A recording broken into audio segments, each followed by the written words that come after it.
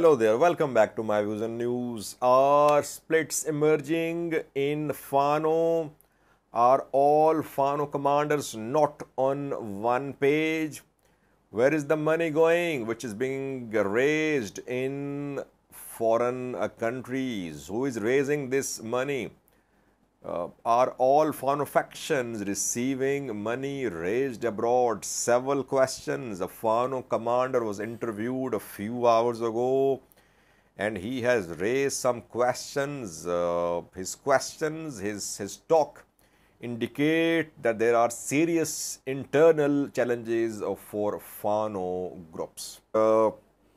It seems that all Fano commanders are not on board regarding the organization, regarding the fundraising. I think main bone of contention could be funding.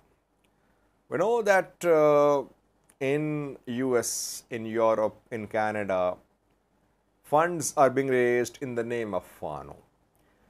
Ethiopia 360 journalists are attending fundraising programs. David Wolde Georgius of Amhara Popular Front Skandarnaga's APF. He is raising funds. Other Amhara organizations are raising funds there. And people are generously donating money because I sometimes receive details from people themselves who are donating money. So, people are giving money. Now, where is this money going?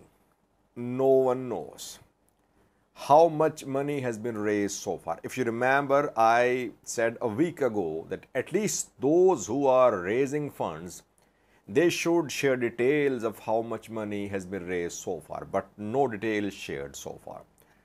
And how many organizations are working, how many individuals are working, no one clearly knows. That is why splits are emerging. Two types of splits. Firstly, Mere Wodajo, we know he's East Amhara Fano commander fighting on Kobo front. He's from Kobo, his group mainly based in Wollo, Kobo. He was interviewed yesterday, and he spoke about funding. He said he had not received anything from abroad, from David Wolde Georgius. So where is this money going which David Wolde Georgius is raising? No one knows. At least it's not reaching East Amhara Fano.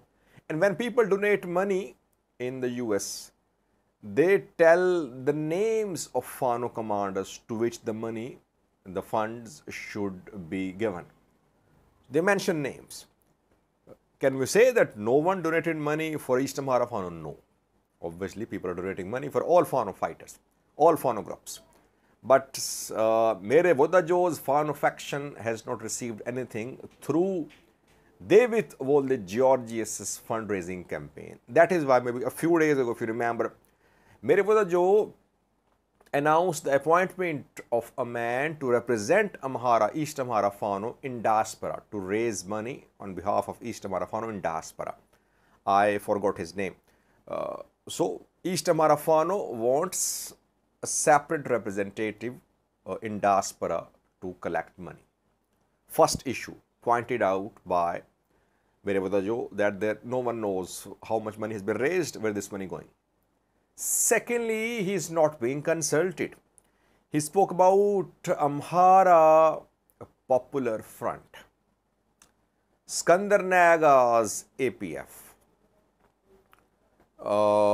Is Skandarnaga's APF on the ground in Amhara, in Wollo?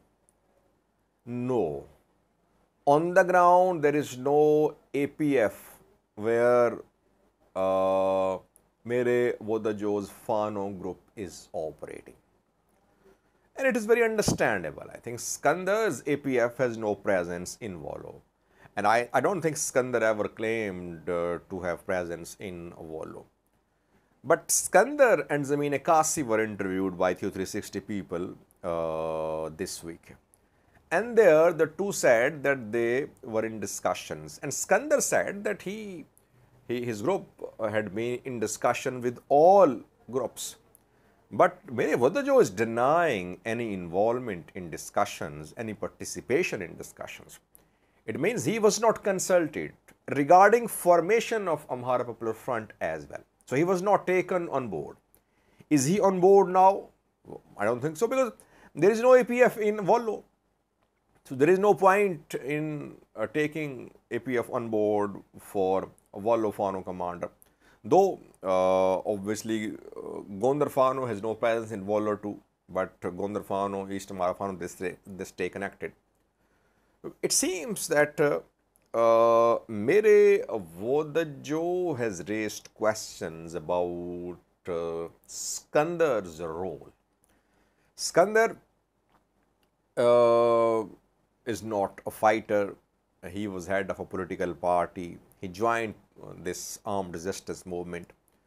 And when he joined the resistance movement, obviously there was vacuum in Gujum, because Gujum Fano commanders had fled. Zameen Akasi was in prison, Masri Shah was on the run.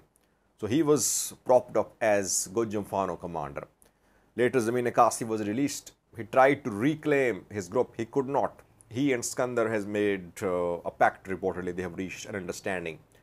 Both have been sidelined, by the way. Both are, they have been given political roles.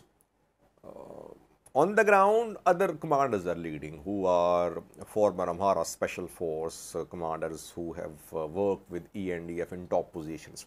They are leading operations. Skandar and Zameen Akasi, they are mostly heading political wings. Vodajo is different. He is a Fano commander of the field commander. You cannot compare Mere Vodajo and Skandar. Maybe Mere Vodajo and Zameen Akasi too. Zameen Akasi is a field commander, but even he is not fit for this type of resistance movement, because he does not have experience of serving, organizing forces. So, what Mere Vodajo said yesterday indicates that a lot needs to be done for Fano fighters, Fano groups to be on one page. Still, there are missing links. Still, there are issues which are unresolved. Mere Vodajo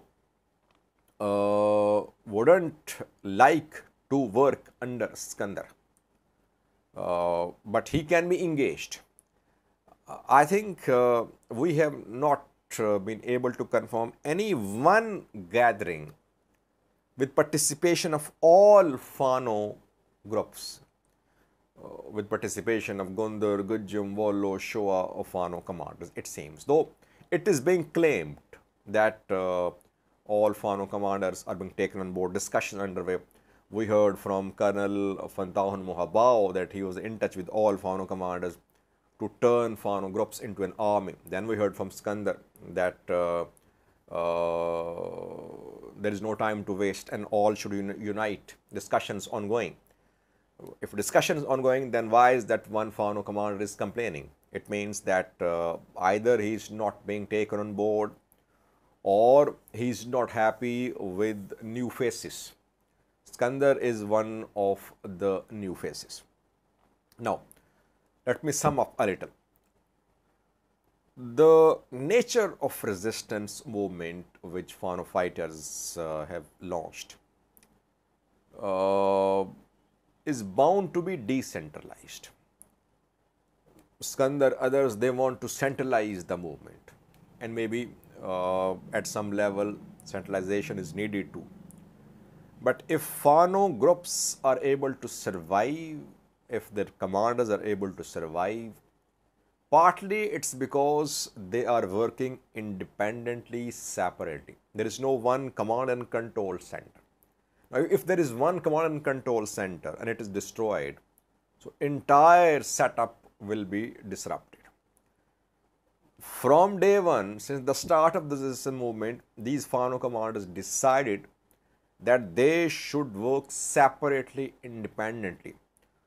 Each Fano group is almost independent in terms of making decisions, in terms of withdrawing, retreating. But at some level they are connected to, because when they retreated from big cities a few weeks ago, a few months ago, They retreated simultaneously. They retreated from Shoa Orbit, Debre Birhan, which is in Shoa. They retreated from Debre Marcos in Gajam. They retreated from Gondar, which is in Gondar. They retreated from Lalibela, which is in Volo, close to Waghemra. So, at some level, they were connected, but they had ensured their operational autonomy. Operational autonomy is perhaps that they believe is necessary for their existence, for their survival. But yes, the Fano groups need to have a central body, not for the purpose of conducting, deciding operations, making decisions about operations, but to represent the group.